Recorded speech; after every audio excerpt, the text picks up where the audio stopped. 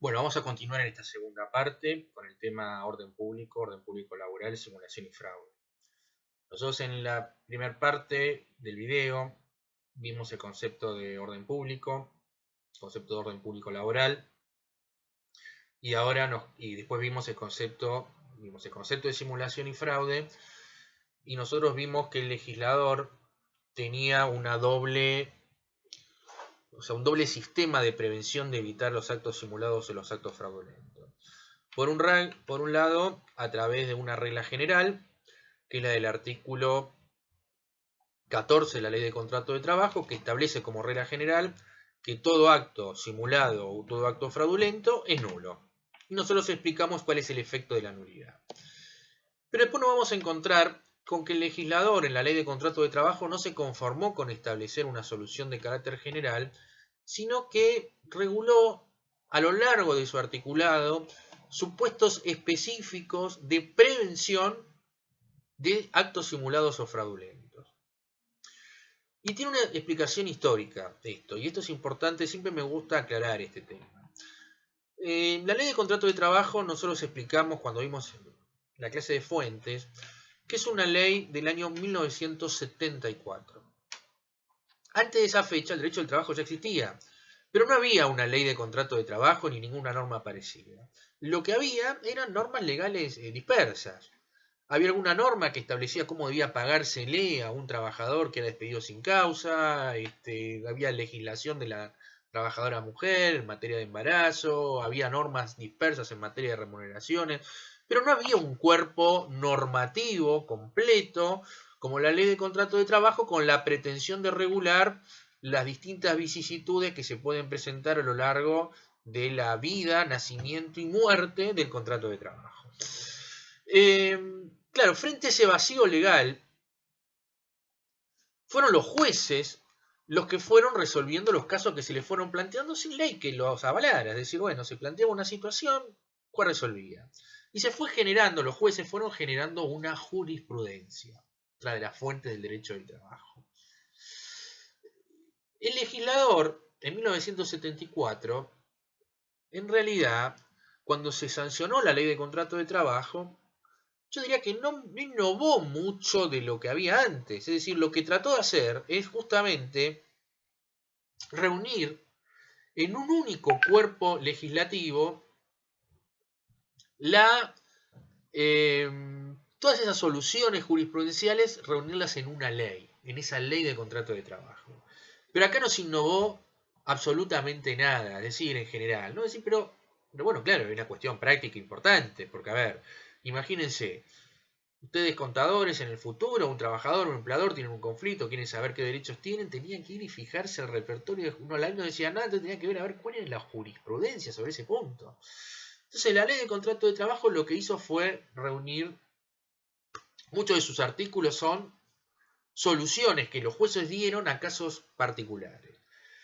Por eso la ley de contrato de trabajo no es una norma de laboratorio, es decir, no es una norma que se juntaron 5 juristas en un laboratorio y sacaron una norma abstracta y bueno, o sea, no. Al recoger soluciones jurisprudenciales para casos concretos que se habían planteado, bueno, es una norma que fue recogiendo la realidad laboral y los casos que se fueron planteando en tribunales. Entonces, muchos de estos supuestos de solución específica en materia de fraude tiene que ver con justamente soluciones jurisprudenciales que existen al respecto. Vamos a verlo esto con algunos ejemplos de esto que acabo de decir recién. Por ejemplo, el artículo 18 de la Ley de Contrato de Trabajo. Léanlo, por favor. Este artículo 18 de la Ley de Contrato de Trabajo trata del tema antigüedad. ¿Cómo se computa la antigüedad del trabajador? Este es un tema que es muy importante en el contrato de trabajo. ¿Por qué? Porque muchos derechos del trabajador están definidos en función de la antigüedad del trabajador. El contrato de trabajo es un contrato que se desarrolla en el tiempo. No es como el contrato de locación, como el contrato de compraventa. Es decir, yo voy y compro un producto, entrego el dinero, me entregan la cosa que compro, se agota en ese único instante ese contrato, el contrato de compraventa. El contrato de trabajo, por el contrario, es un contrato que por su naturaleza tiende a desarrollarse en el tiempo. Se desarrolla en el tiempo. Y a medida que va pasando el tiempo, el trabajador va ganando antigüedad. Cada vez que va acumulando tiempo de servicio, tiempo de trabajo, va ganando, va adquiriendo antigüedad. Y la antigüedad en el contrato de trabajo es un elemento muy importante, porque nosotros vamos a ver en este curso que, no sé, por ejemplo, la indemnización por despido, si un trabajador se lo despide, a mayor antigüedad, la indemnización va a ser mayor. Es decir, va a tener una mayor protección frente al despido, ese trabajador que tiene más antigüedad. ¿Por qué razón? Y bueno, el trabajador tiene 20 años de antigüedad, esa indemnización va a ser mucho más elevada que si tiene un año de antigüedad. Entonces, en ese punto es, por ejemplo, muy importante. En materia de preaviso ocurre lo mismo. Si a un trabajador se lo despide en materia sin causa y sin ningún tipo de preaviso, la ley dice que hay que indemnizarlo. O mejor dicho, primero dice que hay que preavisarlo y si no se lo preavisa, se lo indemniza. ¿Cuál es el plazo de duración de preaviso? Bueno, mayor si tiene mayor antigüedad. Lo mismo ocurre con el tema de las vacaciones. A mayor antigüedad, ese trabajador le va a corresponder mayor cantidad de días de vacaciones. En la ley de contrato de trabajo va saltando de 5 en 10, de 10 a 15, etcétera, etcétera. Lo vamos a ver. Pero a mayor antigüedad, el periodo de descanso anual en materia de vacaciones va a ser mayor. ¿Qué pasa con el tema de las enfermedades? Nosotros vamos a ver que el trabajador que tiene una licencia, mejor dicho, que tiene una enfermedad inculpable, la ley de contrato de trabajo establece una licencia paga mientras dure esa enfermedad con topes, por supuesto, ¿no? Máximos. Esos topes van a ser más elevados, es decir, el tiempo de licencia va a ser mayor, o la posibilidad de gozar una licencia va a ser mayor, a mayor antigüedad del trabajador. Un tema tan en boga ahora, ¿no? El tema de las suspensiones, el tema de los despidos por causas económicas, por el tema de fuerza mayor, suspensiones por fuerza mayor, etcétera, etcétera. Tema del momento lamentablemente por toda esta situación que estamos atravesando. Bueno, nosotros vamos a ver ya con el curso un poquito más avanzado. Pero nosotros vamos a ver que, por ejemplo, en este tipo de despidos, en este tipo de suspensiones, uno de los requisitos que la ley marca es que hay que empezar por aquellos trabajadores que son menos antiguos, los que tienen menos antigüedad. Hay muchos convenios colectivos de trabajo que también vamos a ver que tienen adicionales por antigüedad. Es decir, dentro de la escala salarial de ese convenio colectivo que se le va a aplicar a esa empresa y a ese trabajador, a ver, en toda escala salarial hay un básico, es decir, a cada categoría, o sea, el convenio define una serie de categorías y según los trabajos y actividades que realice el trabajador se lo encuadra en la categoría que corresponda. A esa categoría le corresponde un básico. Pero además de ese básico, normalmente en los convenios colectivos hay lo que se llaman adicionales. Entonces cobra, si ustedes ven, alguno de ustedes está trabajando en relación de dependencia, miran su recibo de sueldo y se van a encontrar con que probablemente tengan un básico y después tengan algunos adicionales por diferentes cuestiones. Muchos convenios colectivos de trabajo prevén un adicional por antigüedad, es decir, que el hecho de ir ganando antigüedad repercute en el salario del trabajador, va a tener un adicional que se va a ir incrementando y por lo tanto, en definitiva, la remuneración de ese trabajador va a ser mayor a mayor antigüedad que tenga ese trabajador. En realidad, esta es una forma de retribución en general, en la actualidad se prefiere, o por lo menos las empresas prefieren, sistemas de retribución que apunten más a la productividad, no tanto a la acumulación de antigüedad, pero bueno, hay muchos convenios colectivos, el convenio de empleado de comercio y otros, que prevén algún tipo de adicional en materia de antigüedad.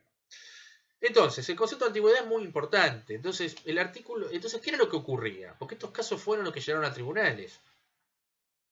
Bueno, el empleador contrataba a un trabajador y al tiempo lo hacía renunciar y después lo volvía a contratar. Y bueno, ese relojito de la antigüedad, ese reloj que medía la antigüedad,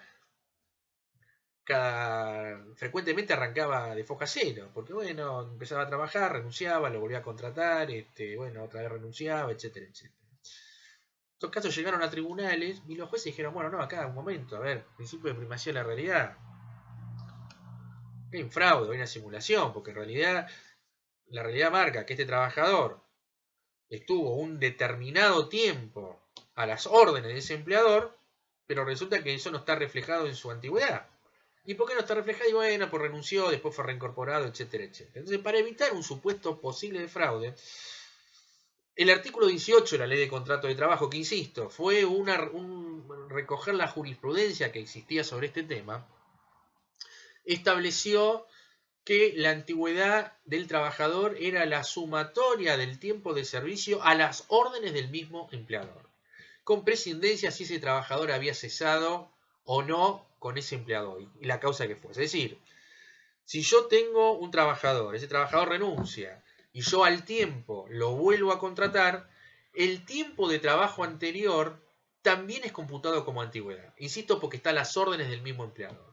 De esa solución, el artículo 18 de la Ley de Contrato de Trabajo es muy claro, pero es un típico supuesto de prevención especial del fraude. Es decir, el legislador no se conformó con la regla general del artículo 14, sino estableció una regla de prevención específica en este punto. Mire, si hay una reincorporación, hay un cese y después se vuelve a contratar, acá no hacemos ningún tipo de investigación. Yo desactivo la posibilidad de fraude. ¿Cómo desactivo la posibilidad de fraude? Estableciendo entonces esta solución. Se acumula toda la antigüedad del trabajador a las órdenes del mismo empleador, por más que haya habido algún despido, cese, reingreso o lo que fuere. ¿Qué otros supuestos más? Hay muchos, vamos a mencionar solamente algunos como para que ustedes entiendan, ¿no? Por ejemplo, yo he mencionado como un posible caso de fraude, caso de que, supóngase que yo contrato a un trabajador para que preste servicios para un tercero. Yo decía que puede haber un supuesto de fraude por la interposición de un insolvente, entre quien presta el servicio y quien lo recibe. Bueno, el artículo 29, que podía darse o no, el artículo 29 de la Ley de Contrato de Trabajo desactiva la posibilidad de fraude en este caso. ¿Por qué? Porque en ese caso, el artículo 29 de la Ley de Contrato de Trabajo dice lo siguiente. El artículo 29 de la Ley de Contrato de Trabajo dice que en ese caso, esa relación triangular, el trabajador va a ser considerado como trabajador directo de la empresa para la cual presta efectivamente los servicios. O sea, acá importa quién es el empleador para el cual se presta efectivamente los servicios. Ese es el empleador de ese trabajador. Y ese trabajador es empleado directo de ese empleador. Pero además, la persona que lo contrata es responsable en forma solidaria. ¿Qué quiere decir responsabilidad solidaria? El concepto de solidaridad es un concepto que en realidad no es del derecho laboral, es del derecho civil, y que establece cuando alguien responde en forma solidaria que tiene que responder, apareciendo en términos gruesos, digamos, que tiene que responder, o mejor dicho, que ambos deudores tienen que responder en forma igualitaria o se le puede reclamar a cualquiera de los dos en forma indistinta. Entonces, ese trabajador va a tener dos obligados. Su empleador directo, que para la ley, según el artículo 29 de la Ley de Contrato de Trabajo, es aquel para que él preste efectivamente los servicios, y va a tener como responsable solidario, así también le va a poder reclamar a aquel que lo contrató.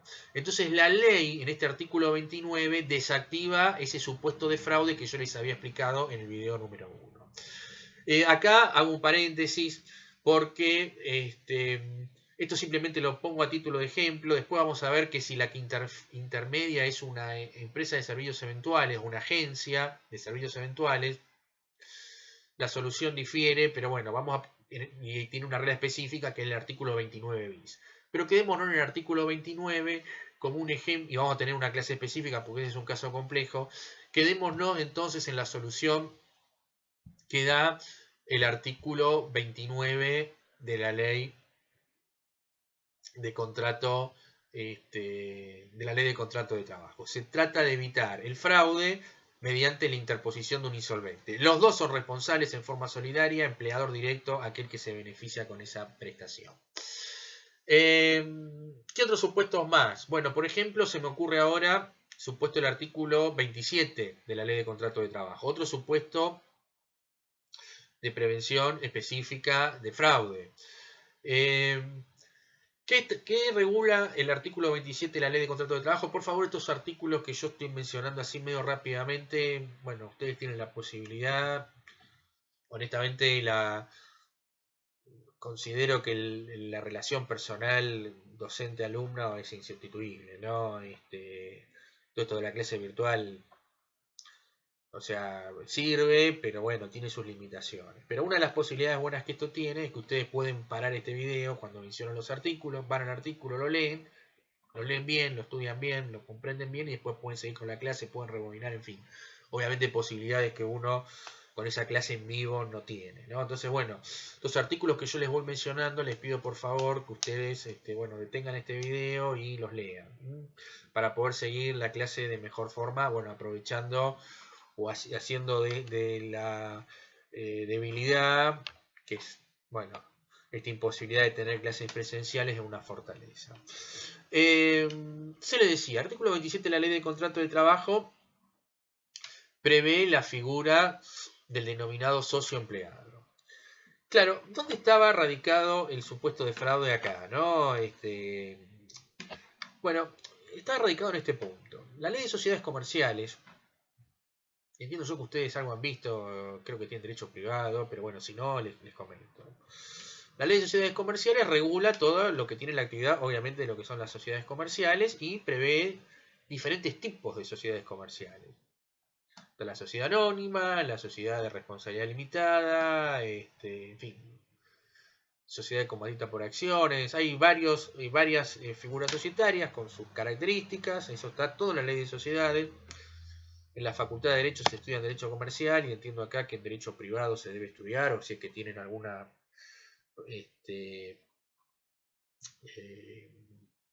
materia de sociedades. Realmente es un tema que ustedes, como futuros contadores, es una norma que ustedes van a utilizar frecuentemente. Bueno, entre los tipos societarios nos vamos a encontrar con la sociedad de capital industria. Es decir, uno de los tipos sociales que ustedes se van a encontrar es con la sociedad de capital industria, está regulada en la ley. ¿En qué consiste esta sociedad de capital industria? Bueno, va a haber socios que aportan el capital, los socios capitalistas, y va a haber otros socios que aportan, los socios industriales que aportan el trabajo. Algo legal, ¿no es cierto? Y por supuesto los que integran esa sociedad son socios. Los derechos y obligaciones de esa sociedad, como en toda sociedad, va a estar definido por esa norma más importante que tiene toda sociedad, que es el estatuto social o el estatuto de la societario. ¿Dónde estaba radicado el fraude? Bueno, esto aparentemente lo cuentan los viejos laboralistas, esto ocurría o solía ocurrir en algunos emprendimientos, establecimientos gastronómicos, donde se montaba un restaurante y se constituía una sociedad de capital industria. Entonces había un socio capitalista que ponía la plata, armaba el estatuto además, porque ponía la plata, y se reservaba las atribuciones más importantes. Y a la vez esa sociedad se terminaba de constituir con socios industriales. Socios que aportaban no capital, sino su trabajo. Y entre estos socios, ¿quiénes estaban? Bueno, estaban los mozos, el lavacopas, el cocinero, el personal de cocina, etcétera, etcétera. Todos socios. Eran socios, pero no definían nada, porque en realidad el que definía ahí todo era el socio capitalista. Y claro, al estar regido por ese tipo societario, en realidad estos socios, los únicos derechos que tenían eran los que habían podido ganar, conseguir lograr en ese estatuto. Ustedes imagínense ¿qué derecho se podría reservar el socio que tenía que ocupar de limpiar la bacha o de, no sé, hacer algún tipo de cuestión en la cocina, por ejemplo? Entonces, muchas veces yo diría que en buena parte de las veces se utilizaba de forma fraudulenta, es decir, se utilizaba esta sociedad para ocultar y para no tener, o sea, para disfrazar a un trabajador dependiente en un socio, sin ningún tipo de derecho. Por lo menos sin ningún tipo de derecho laboral. Entonces el artículo 27 de la Ley de Contrato de Trabajo viene a solucionar esto porque dice, bueno, mire, si ese servicio que presta ese supuesto socio industrial lo hace en forma habitual, lo hace con sujeción a las instrucciones y directivas que le puedan impartir, está sujeto a esas instrucciones o directivas que se le den o que puedan impartírsele, ese socio, para ese supuesto socio, esa persona, para la ley de contrato de trabajo va a ser considerado trabajador.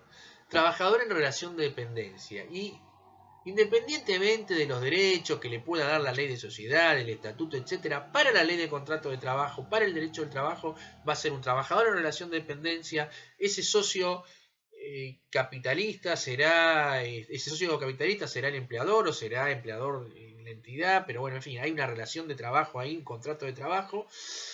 Y será regido y tendrá los derechos que le da la ley de contrato de trabajo, el convenio colectivo y las normas en materia de seguridad social. Entonces, también es una norma de prevención específica del fraude porque se trata de evitar la utilización fraudulenta de este tipo societario para evadir el cumplimiento de la norma laboral. Una digresión hago acá.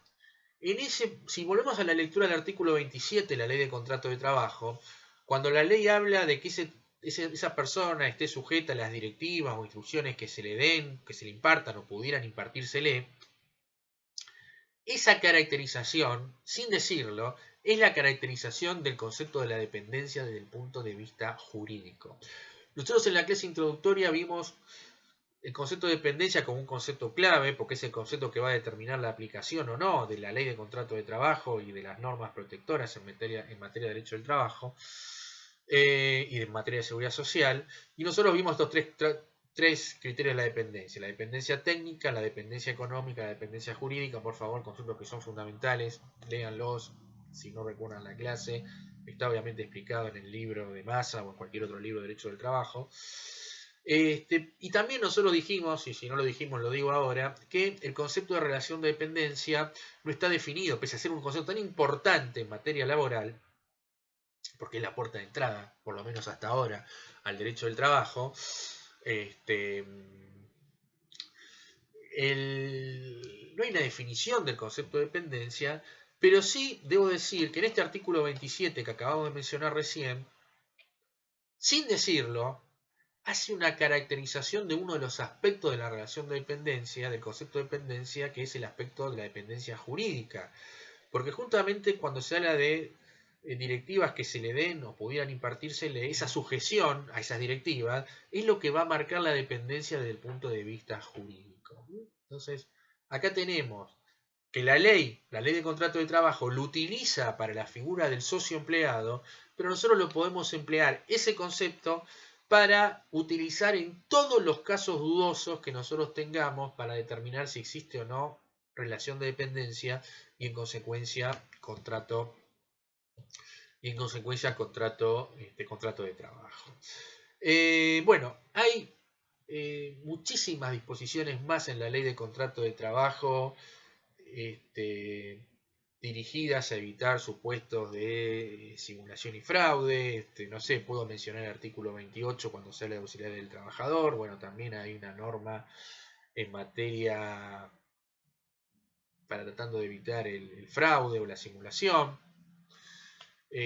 Podemos decir quizás también que las normas en materia de transferencia de establecimiento, cuando dice que el trabajador se le debe respetar la antigüedad y las condiciones de trabajo, cuando hay un cambio hay un cambio societario o hay una venta de empresa, etcétera, etcétera. Bueno, de alguna manera también, digamos, ahí hay directivas del legislador que tienden a evitar algún supuesto de simulación y fraude, supuestos específicos.